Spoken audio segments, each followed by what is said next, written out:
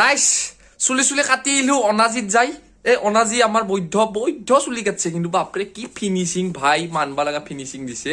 এতিয়া বিয়া এখনত যাব আলছো ওলে আছো আপোনালোকে চাই থাকক ব্লগটো মোৰ কেমেৰাত দেখি চাও না ইফালে দেখি চাওক সেইকাৰণে চকুটো ইফালে দেখা পাব আপোনালোকে ইফালে এই ফুল হৈ যায় মাজতে চাই থাকক ওলে আছো আৰু বিয়া দেখি আছো আপোনালোকক ৰাইস ওলালো ৰাইস একদম ফিটিং এটা দেহাত 360 ভিউ চাই লওক দেহাৰ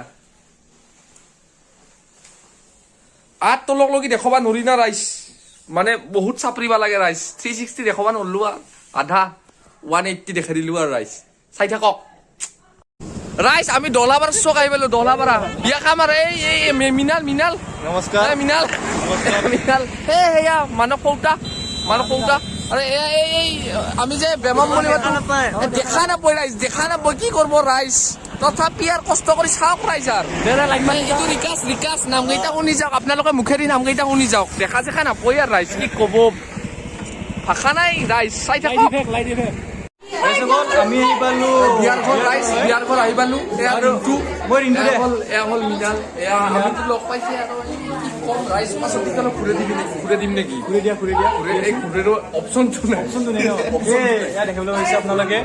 দেখাওতো মোকে পাইছে আৰু এইটো হৈছে অভিজিত তাৰপিছত এইটো কষ্টঞ্জাৰ বিকাশ তাৰপিছত এইটো দীপ আমি দীপ ওৰফে বেমাৰী আৰু ইফালে আছে একেটা সুন্দৰী তাৰপিছত মোবাইলটো শৰ্মাক দিছো বৰ্তমান আৰু ৰাইস অলপ টাইমৰ কাৰণে মই বিৰতি লৈছিলো এই ঘূৰবা নৰি না বস্তু এই অপচনটো নাই মই দি আছো কাৰ বিয়া খাব আহিছো এইকেইটা এই খুৰে কৰ বিয়া খাব আহিছো ৰাইস খুৰে কৰ ৰাইস এল্লু আজি এতিয়া সমাপ্ত এল্লু ৰাইস এল্লু আৰু নৰি এটা এল্লু দিয়ক ৰাইস বুলি মোৰ লগত নাই এল্লু ৰাইস বাই